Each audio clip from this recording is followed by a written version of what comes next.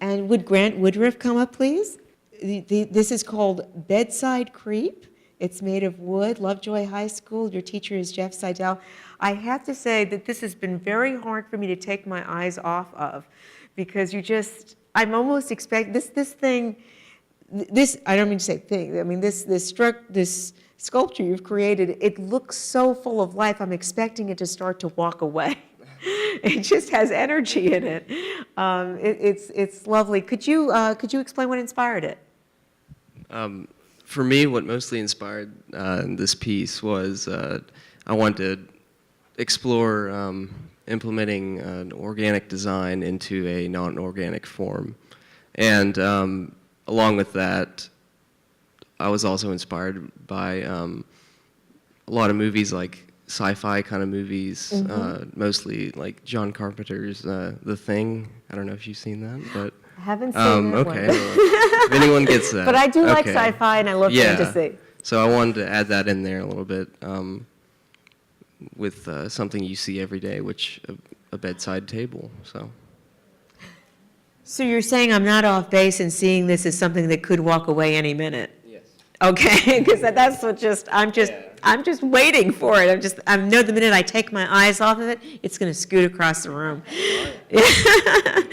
So what was your biggest challenge in executing this? And I'm wondering, how was it a challenge of sort of just getting that energy in it, that shape, the balance, that it would both, because it has to be sturdy enough to stand, and yet you want it to feel as if it's about to move. So you don't want it to just be solid. So what was the big challenge?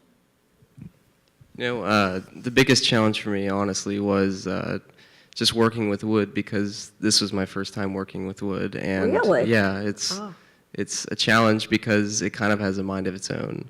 And you have to accommodate whatever your needs with its needs because of the fibers and everything. So that was probably the most difficult part. And like actually sculpting like the wrinkles and everything wasn't the hardest part. The hardest part was just, I don't know, working with wood itself.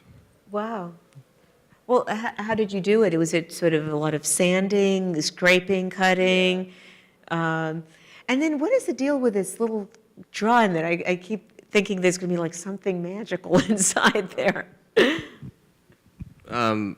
Wait, about the drawer? It looks like there's a little drawer that you can open, that there's a little secret in there. There's a drawer, and it moves. It's you can't see it in the picture, but it's actually the same wood that's on the handle, and I don't know. It's just a little drawer. I know. It's like I'm expecting a magic ring that's sort of like a ring of power or something like that. I mean, am I just going too far with this? I have two of those in there. Two ring of powers. Two rings of power. Okay. So you have to be careful I'm looking for with a third one, but they're hard to come by. So. Yeah. I don't know. When the museum is closed, you don't know what this thing is up to. So I would be careful. So, so what surprised you the most working on this?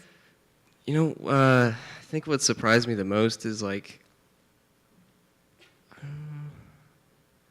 I'm trying to think about that, but I think what surprised me the most was like how much I really like to work with wood, because it's just it's a lot of fun, and it's different from ceramics, which is what I'm usually used to, but I didn't expect to be this happy with it. And well, what made you choose the wood? What?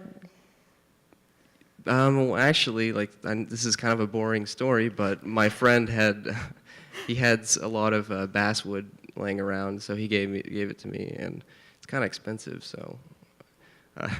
So I got some of that, and I wanted to do something with it. And my art teacher just suggested that we do something like with furniture, I think, and so I went to the weird end of that. And there you go. So was there anything that particularly surprised you and pleased you in this process? I was really pleased with the way the stain came out in it, because basswood is kind of just a boring looking wood. It's very like white and tan, I guess, I don't know. But I originally wanted to be more like realistic looking, like maybe like flesh tone on the like whatever appendages, and but it ended up looking more like a little bit cartoonish. But It does, I'm yeah. kind of pleased with that, Yeah. honestly. Oh, absolutely. There's just something about this. It's just that one leg. Yeah. I don't know. Is this getting everybody like it's going like this? This is the one that you feel is just about to It's move. creeping, And yeah. yeah. So that was your thought there. Yeah. You definitely it was definitely intended. So you created this. How long did it take you, and at what point did you know you were done? That you had it where you wanted it. I think it took about maybe 3 weeks, which is a little long, and I was getting kind of yelled at for it because I was just taking my time with it. But yeah, so about 3 weeks, I think. And then you just knew it was done when it was just. After I put the stain on it, and then I waxed it, and like did a finish, and I showed it to my teacher, and he was just kind of blown away, and yeah, and I was like kind of surprised because he's kind of, I don't know, a little reserved in his compliments, and so to hear him say something like that, I was just like, okay, I guess it's done then. If he likes it, Well, what did he approves. What did he I'll say exactly? I can't really remember, but I know that he shook my hand, so that was. I was like, okay, it's probably done at this point. Either that or 3 weeks was just. Yeah. That's great. Well, this is a really fun piece. I just wouldn't turn your eyes off of that because you just don't know what it's going to do. So it's like right out of Fantasia. It's like you just expect the sorcerer to.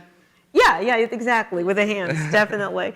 No, it's beautiful. It's really great. Sounds like you have enjoyed it too. And what are your goals for yourself going forward?